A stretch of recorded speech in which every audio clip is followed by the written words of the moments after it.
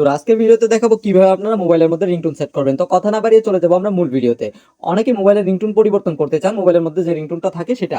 So পরিবর্তন করার জন্য আপনার মোবাইলের ডায়াল প্যাড অপশনের মধ্যে একটা ক্লিক করবেন। ডায়াল প্যাড অপশনে ক্লিক করার পর বন্ধুরা এখান থেকে আপনার উপরে দেখতে পাচ্ছেন থ্রি লাইন আইকন, এই আইকনের মধ্যে একটা ক্লিক করবেন।